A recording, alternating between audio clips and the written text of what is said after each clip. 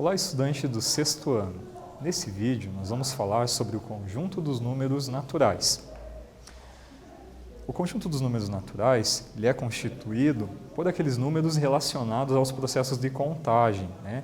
Desde a nossa infância, a gente relaciona quantidades de objetos, de pessoas, aos números, que são os números naturais. São números a partir do zero e formam aí um conjunto infinito, né? Infinito significa que mesmo que eu aponte um número tão grande, alguém pode apontar um número ainda maior.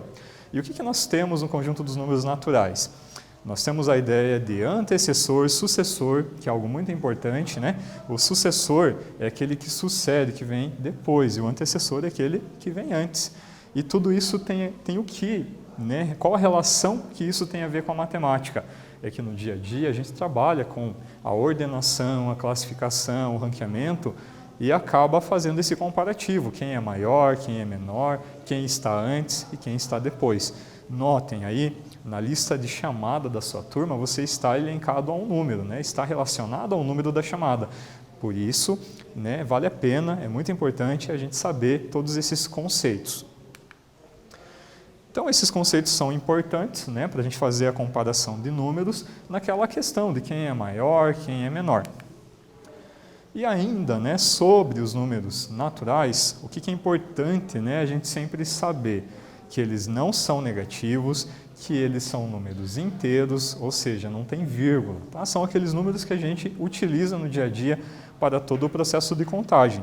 Mostro para vocês aqui uma representação num ábaco, né? Com as unidades, as dezenas, as centenas, unidade de milhar e assim sucessivamente.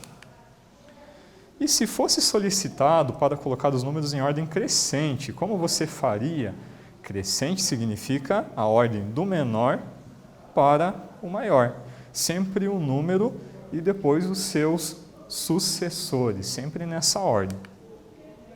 Nós podemos ainda representar o conjunto dos números naturais por meio de uma reta numérica.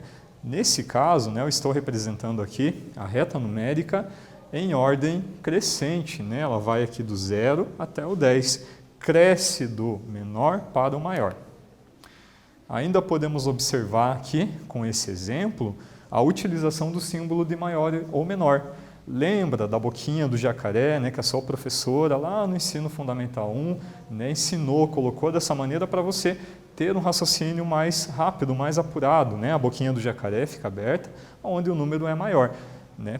Formalizando matematicamente isso é o sinal maior que, menor que. Então, por exemplo, eu tenho aqui que 10 é maior que 9 e tenho que 0 é menor que 1, a utilização, a aplicação desse símbolo.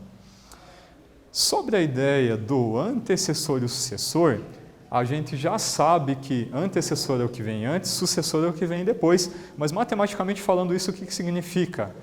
Um é uma unidade a mais que o número de origem e o outro é uma unidade a menos que o número de origem. Essa é a formalização, a fundamentação matemática da ideia de antecessor e sucessor. Conforme vocês podem verificar aqui no exemplo, o número de origem 10, o antecessor 10 menos 1, que é 9, e o sucessor 10 mais 1, que é 11. Também, o que é importante? A gente falar sobre números pares e ímpares, né? Quem são os pares? Aqueles terminados em 0, 2, 4, 6, 8.